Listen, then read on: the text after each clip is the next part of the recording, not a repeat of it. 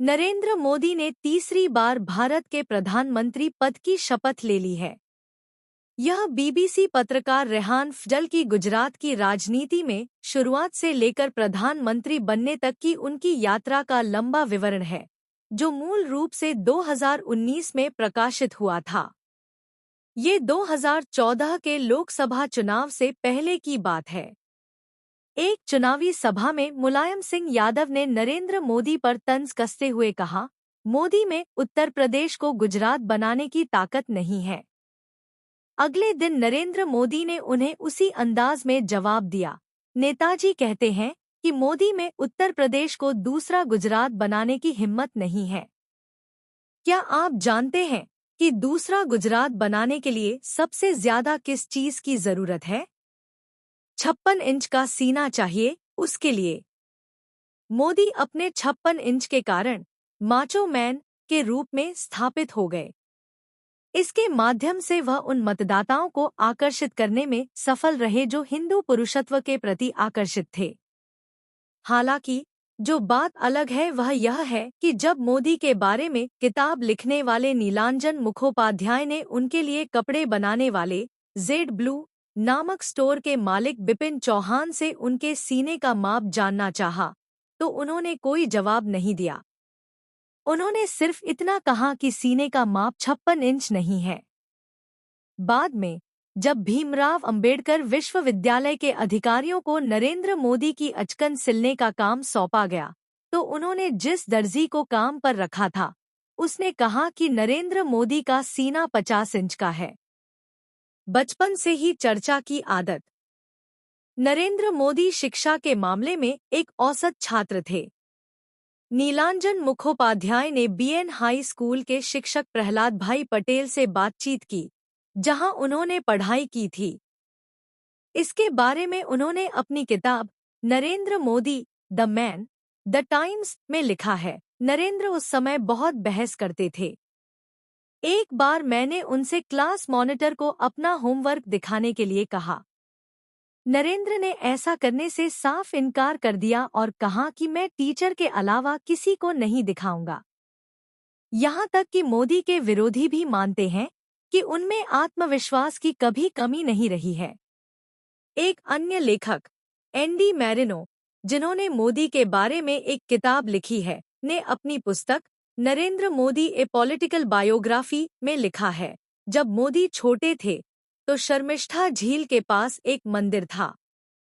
पवित्र अवसरों पर नए ध्वज स्थापित किए जाते थे। एक बार बहुत तेज बारिश हुई तो कपड़े बदलने की जरूरत पड़ी। नरेंद्र मोदी ने झील में तैरने और समा तट पर जाकर झंडा बदलने का फैसला किया। उस समय झील में कई मगरमच्छ भी रहते थे। मगरमच्छों को डराने के लिए लोग किनारे पर खड़े होकर ढोल बजाते थे और नरेंद्र मोदी अकेले तैरते थे। सामा तट पर गए और मंदिर पर झंडा बदला। जब वह वापस आए तो लोगों ने कंधे उचकाकर उनका स्वागत किया। हालांकि कुछ लोग ऐसे भी हैं जो इस घटना को सच नहीं मानते और कहते हैं कि ऐसा कुछ हुआ ही नहीं।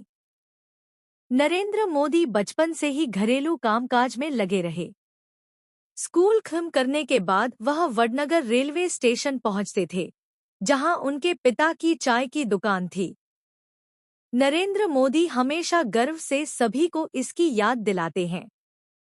एक बार उन्होंने असम के चाय मजदूरों को संबोधित करते हुए कहा था, आपकी असम की चाय लोगों को पिलाकर ही मैं यहां तक पहुंचा हूं। मोदी के कई जीवनी लेखक आरएसएस की विचारधारा में विश्वास करते हैं।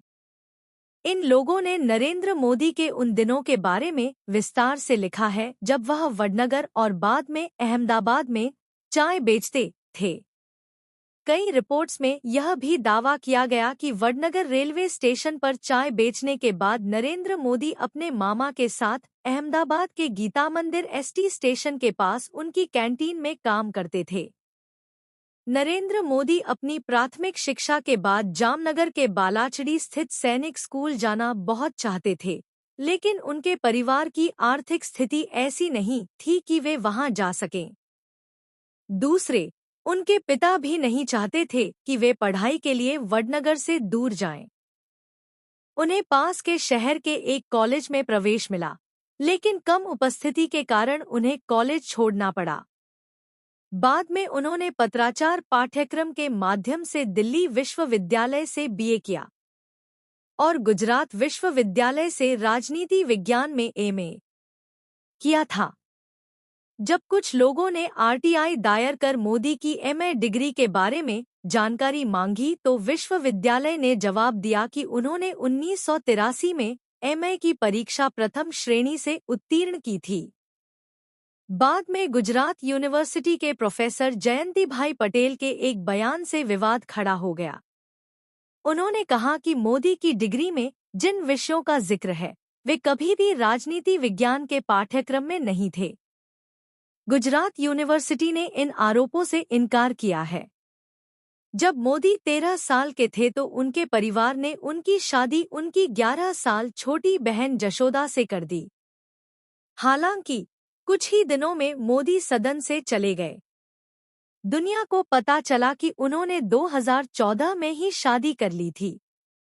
उस वक्त उन्होंने लोकसभा चुनाव के लिए नामांकन पत्र भरते समय यह जानकारी दी थी। हालांकि इस मामले पर गुजरात के राजनीतिक गलियारों में निजी तौर पर चर्चा हो रही थी। मजेदार बात यह है कि मोदी के प्रधानमंत्री बनने के बाद जशोदाबहन को प्रोटोकॉल के तहत सुरक्षा भी मुहैया कराई गई। यह उनके लिए अजीब स्थिति थी। फर्स्ट पोस्ट को दिए एक इंटरव्यू में उन्होंने कहा कि जब वह एसटी बस में सफर कर रहे होते थे तब भी पुलिस उनकी गाड़ी से बस में उनका पीछा करती थी। मोदी को राष्ट्रीय स्वयंसेवक संघ में लाने का श्रेय वकील साहब के नाम से मशहूर लक्ष्मणराव इनामदार को जाता है। उस समय वकील साहब गुजरात में आरएसएस के प्रांतीय प्रचारक थे।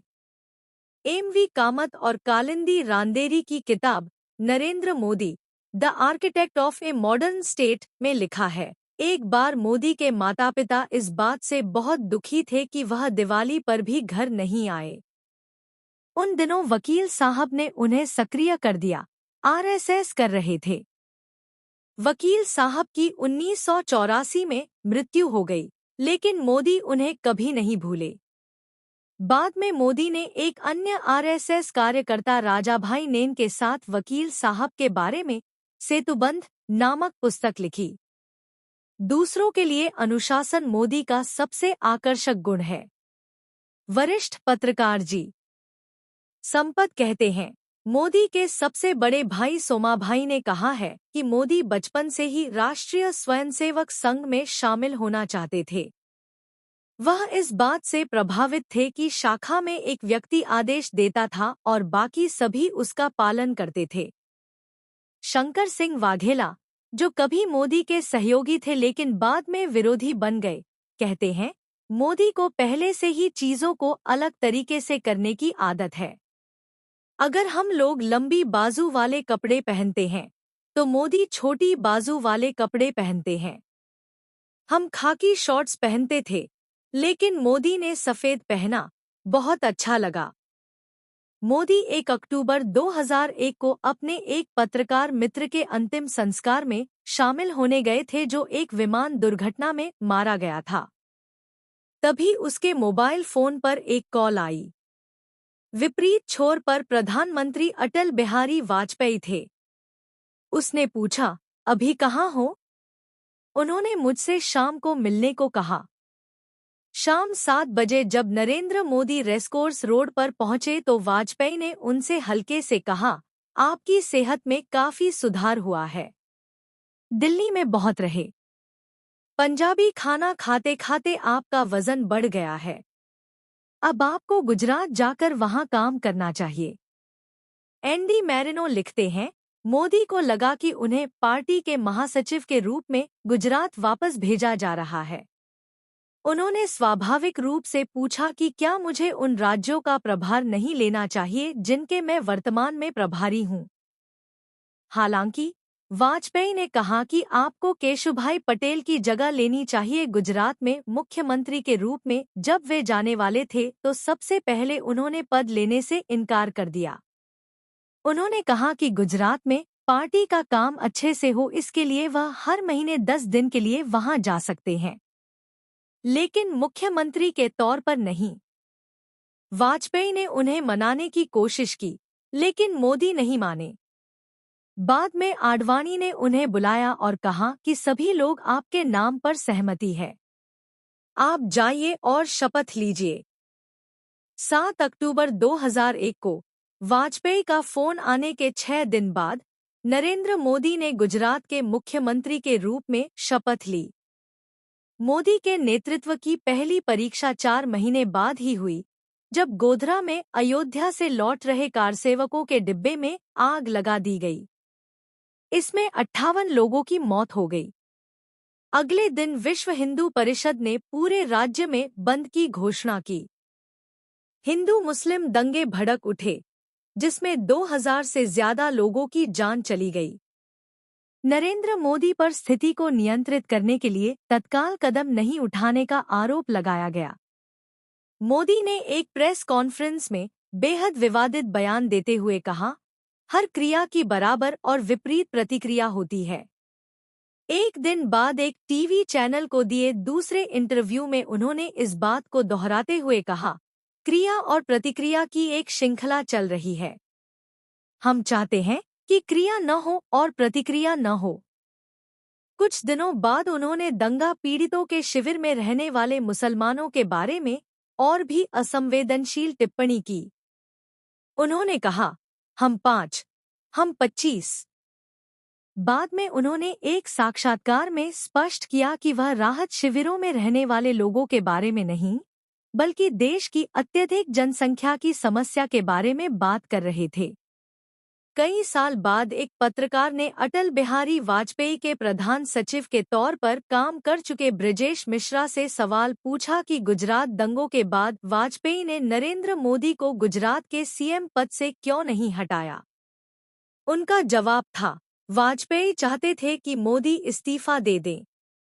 हालांकि वाजपेयी सरकार के मुखिया थे, पार्टी के मुखिया नहीं।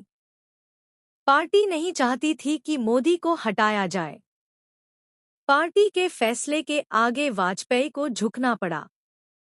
बीजेपी ऐसी नहीं थी, कांग्रेस और आज भी नहीं है। एक बार मौलाना सैयद इमाम ने उन्हें उपहार देकर जालीदार टोपी पहनाने की कोशिश की, लेकिन उन्होंने इनकार कर दिया। उन्होंने कहा कि टोपी पहनने से कोई धर्मनिरपेक्ष नहीं हो जाता।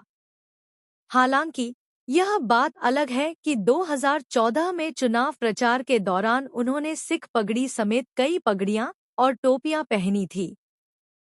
जब वे गुजरात के मुख्यमंत्री थे, तो विधानसभा में मियां मुशर्रफ और मियां अहमद पटेल जैसे प्रतिद्वंद्वियों पर हमला करते समय अक्सर अपने नाम के आगे मुस्लिम विशेषण लगाते थे। 2014 के चुनाव के दौरान उन्होंने राहुल गांधी का भी मजाक उड़ाया था और उनके लिए उर्दू शब्द शहजादा का इस्तेमाल किया था। वे चाहें तो राजकुमार शब्द का प्रयोग भी कर सकते थे। नरेंद्र मोदी के नेतृत्व में भारतीय जनता पार्टी स्वतंत्र भारत के इतिहास में एक भी निर्वाचित मुस्लिम सांसद के बिना केंद्र में सरकार बनाने वाली पहली पार्टी बन गई। बाद में 3 मुसलमानों को मंत्रिमंडल में शामिल किया गया, लेकिन उनमें से कोई भी लोकसभा के लिए नहीं चुना गया। गुजरात में दंगों के कारण खराब हुई छवि को साफ करने के लिए नरेंद्र मोदी ने मुख्यमंत्री रहते हुए गुजरात में आर्थिक विकास का शोकेस बनाना शुरू कर दिया। इसे गुजरात मॉडल का नाम दिया गया। निजी क्षेत्र के निवेश को प्रोत्साहन, सरकारी निगमों का बेहतर प्रशासन और 10% की बेहतर विकास दर हासिल की गई। 2008 में जब पश्चिम बंगाल के सिंगुर में टाटा मोटर्स फैक्ट्री के खिलाफ विरोध प्रदर्शन शुरू हुआ, तो मोदी ने कंपनी को गुजरात में लाने की पहल की। कंपनी को गुजरात में जमीन, कर छूट और अन्य सुविधाएं भी दी गईं। इससे रतन टाटा काफी खुश हुए और उन्होंने नरेंद्र मोदी की जमकर तारीफ की। हालांकि कुछ हलकों में गुजरात मॉडल की आलोचना भी की गई है। द हिंदू अखबार में लिखे लेख में पत्रकार रुतम वोरा ने कहा कि वाइब्रेंट गुजरात की 8 सीरीज हुईं, जिसमें 84 लाख करोड़ रुपए के निवेश एमओयू हुए, लेकिन इनमें से ज्यादातर प्रोजेक्ट कभी पूरे नहीं हुए। प्रति व्यक्ति आय के मामले में गुजरात देश में 5वें स्थान पर है, लेकिन नरेंद्र मोदी के उदय से पहले भी गुजरात को भारत के पसंदीदा विकसित राज्यों में से एक माना जाता था। ब्रांड मोदी मोदी द्वारा बनाया गया था। सवाल यह है कि न सिर्फ भारत में बल्कि विदेशों में भी नरेंद्र मोदी के खिलाफ इतना प्रचार हुआ। अमेरिका ने उन्हें वीजा देने से इनकार कर दिया और संसद में कोई चर्चा बिना जिक्र के नहीं हुई। इसके बावजूद नरेंद्र मोदी को इतना समर्थन क्यों मिला? नरेंद्र मोदी और गुजरात दंगे। मोदी के बारे में किताब लिखने वाले एक अन्य पत्रकार उदय माहुरकर ने centre stage inside Modi model of governance में लिखा है, नरेंद्र दामोदर दास मोदी ने खुद बड़ी मेहनत से मोदी का ब्रांड बनाया है। 2 उंगलियों से वी का निशान दिखाते हुए कहते हैं, आत्मविश्वास या कहीं जिद। ऐसी चाल, उनका ट्रेडमार्क आधी बाह का गाउन और टाइट चूड़ीदार पजामा, उन्होंने हर लुक सोच समझकर किया है। दुनिया के सामने मोदी की छवि एक आधुनिक व्यक्ति के रूप में प्रस्तुत की जाती है, जो लैपटॉप का उपयोग करता है, जिनके हाथ में एक वित्तीय अखबार है और एक डीएसएलआर कैमरा भी है। कभी वह ओबामा की जीवनी पढ़ रहे होते हैं, कभी ट्रैक सूट पहने नजर आते हैं, तो कभी सिर पर काउबॉय हैट लगाए नजर आते हैं। नरेंद्र मोदी मैले कुचैले कपड़ों वाले समाजवादी नेता की तरह आम नेता नहीं है। इसी तरह खाकी पैंट पहनना और लाठी लेकर चलना आरएसएस प्रचारक जैसा नहीं लगता। वह बुल्गारी ब्रांड का महंगा रिमलेस चश्मा पहनते हैं। वह अपनी जेब में मोन ब्लैंक का एक महंगा पेन रखता है और चमड़े के पट्टे वाली मोवाडो घड़ी पहनता है। गले की खराश से बचने के लिए कभी भी ठंडा पानी न पिएं। हमेशा जेब में कंघी रखने के कारण वह कभी भी बिखरे बालों में नजर नहीं आएंगे। वे रोज सुबह 4 बजे उठ जाते हैं। योग कर रहा हूँ और आईपैड पर समाचार देख रहा हूँ। पिछले 2 दशकों में उन्होंने कभी एक दिन की भी छुट्टी नहीं ली है। जाने माने पत्रकार विनोद के जोस ने उन पर कारवान मैगजीन में the emperor uncrowned, the rise of Narendra Modi शीर्षक से एक लेख लिखा था। लेख में उन्होंने लिखा, मोदी को नाटक में महारत हासिल है। वह स्पष्टवादी, मजबूत और आत्मविश्वास से भरे हुए हैं। वह एक ऐसे नेता हैं जो कार्यकर्ताओं को यह विश्वास दिला सकते हैं कि जब तक वह वहां है तब तक वह नियंत्रण में रहेंगे। वह बिना किसी पेपर को पढ़े सीधे लोगों के सामने बोलते हैं। जैसे ही उनका भाषण शुरू होता है, सन्नाटा छा जाता है। लोग अपने मोबाइल देखना बंद कर देते हैं और उनकी बात सुनकर कुछ लोगों के मुंह खुले रह जाते हैं। प्रसिद्ध समाजशास्त्री प्रोफेसर आशीष नंदी ने नरेंद्र मोदी के व्यक्तित्व के बारे में लिखते हुए प्यूरिटनिकल रिगिडिटी शब्द गढ़ा। इस बारे में बताते हुए उन्होंने कहा, वे फिल्में नहीं देखते हैं, वे शराब या सिगरेट नहीं पीते हैं, वे मसालेदार खाना भी नहीं खाते हैं, वे साधारण खिचड़ी खाते हैं, वह भी अकेले। वे त्योहारों के दौरान उपवास रखते हैं। वे उपवास करते हैं, खासकर नवरात्रि के दौरान, और केवल नींबू पानी और एक कप चाय पीता हूँ। नंदी ने आगे कहा, मोदी अकेले रहते हैं और उनका अपनी माँ और भाइयों से बहुत कम संपर्क होता है। हालांकि कुछ मौकों पर उन्हें अपनी माँ का आशीर्वाद लेते और उन्हें व्हीलचेयर पर बैठाकर अपने आधिकारिक आवास तक ले जाते देखा गया। वह अपने जीवन को इस तरह चित्रित करते हैं, एक सदाचारी जीवन है।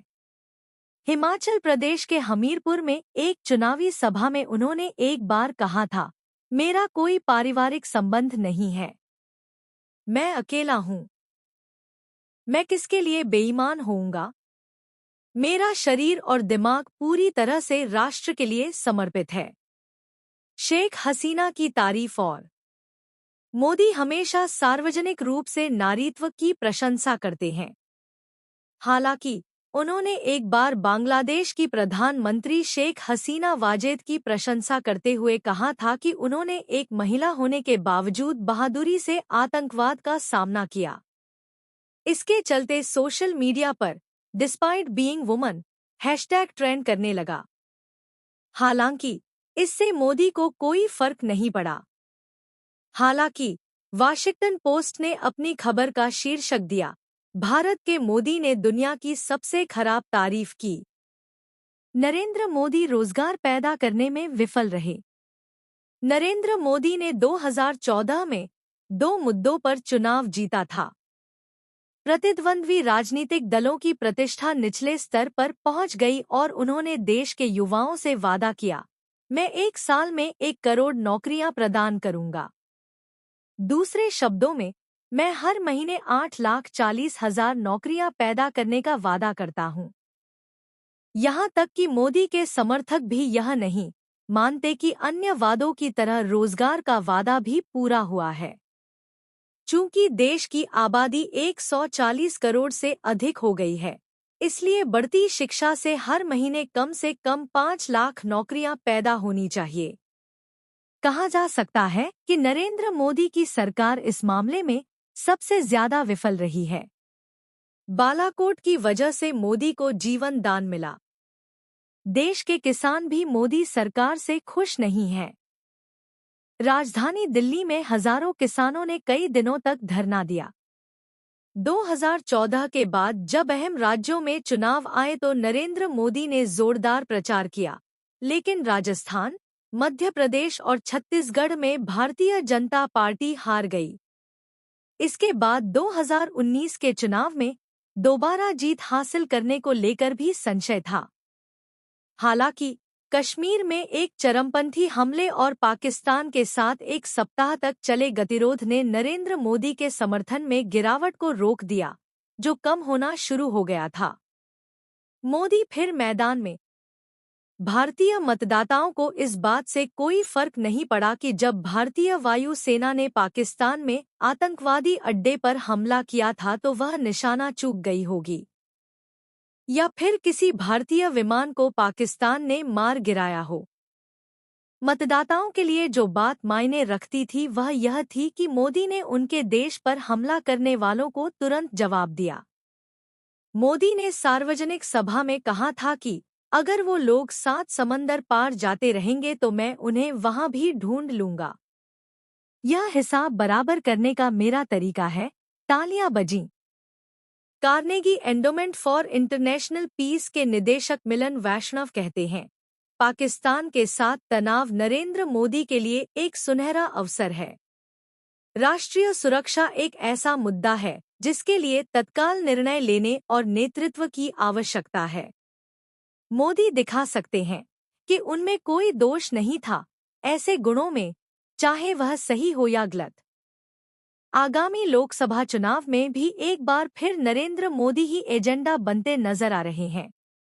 यह देखना बाकी है कि क्या भारत के मतदाता उन्हें अंगूठा दिखाते हैं और जीत का संकेत देते हैं, जिसके वे स्वयं बहुत शौकीन हैं।